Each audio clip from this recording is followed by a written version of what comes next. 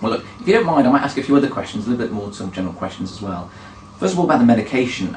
You're obviously on those 2 medications. Do you take any other tablets at all? I take glucosamine for my joints, which so far seems to be working fine because they're not giving me any trouble at all. And I have to take cod liver oil and things like that for the joints and for hoping to keep colds at bay. Yeah. And I take ginkgo to help kind of keep the brain cells ticking over. Yeah. Anything else at all? Is there anything else you get on prescription or that you buy over the counter at all? I do have Cellus, I think it's called. It's an erectile dysfunction aid, which I don't use very often, but it works. Okay. And are you happy with that one? It's working well? Yes, it's not causing any difficulties at all that no, you noticed? No difficulties I'm aware of, no. Okay.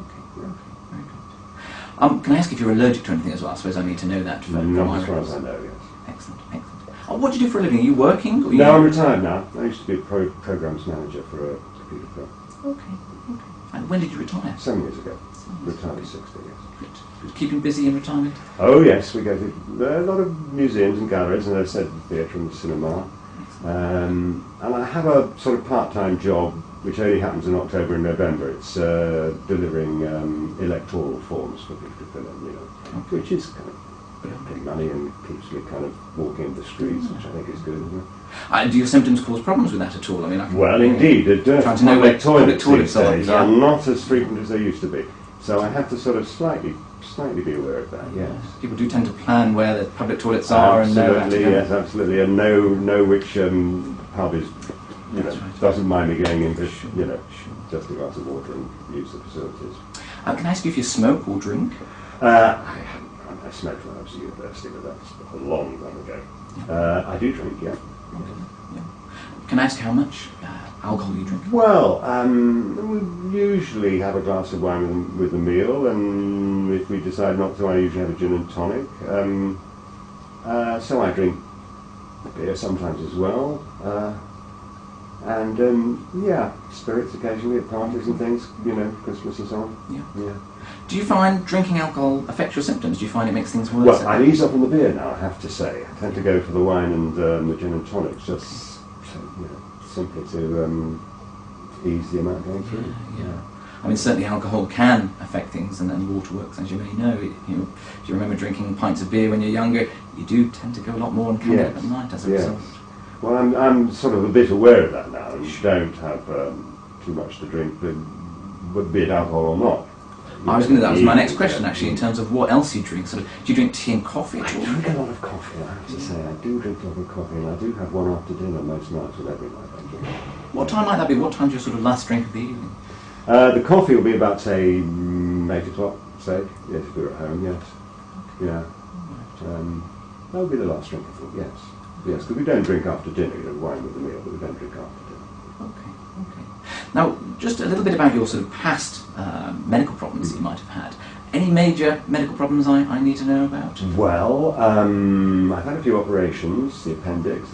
Let me make a note, if you don't mind, there's a couple of things. The appendix, you said? Appendix, which was, 30 years ago now. Okay. Yes.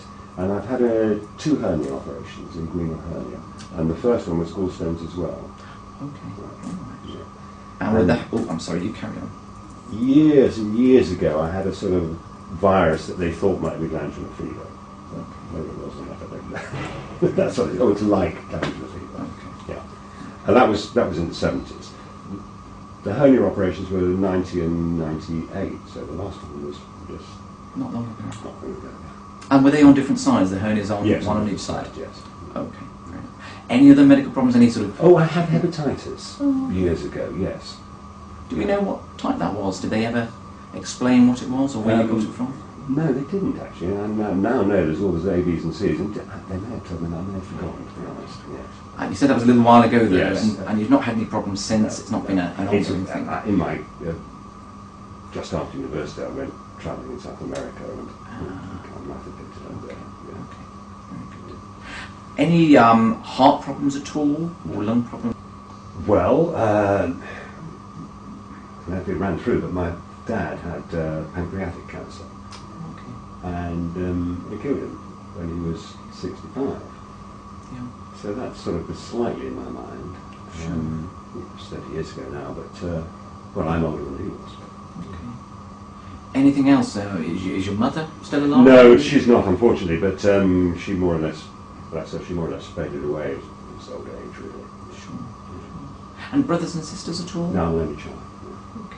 And a little bit more specifically, was there any problems with prostate problems? I mean, did your dad have any prostate problems that you know Not of? that I can remember, no. The first I knew that he had cancer was pancreatic cancer, and it wasn't one of those things, oh, it spread all over him. It was just the pancreatic cancer, and I suspect he didn't have it diagnosed at the time. But yeah, Yeah. it wasn't good. Okay. Well, if you don't mind, what I might do is just move on to some general questions about your health. They might not seem to you related to the problems you're experiencing, but a few little things I would like to ask, first of all. Some of them are yes-no answers, and I do apologise, but if I can just run through a few things with you. Do you ever get pains in your chest at all? No. Difficulty with your breathing? Do you find you're getting breathless at any time? No. Okay.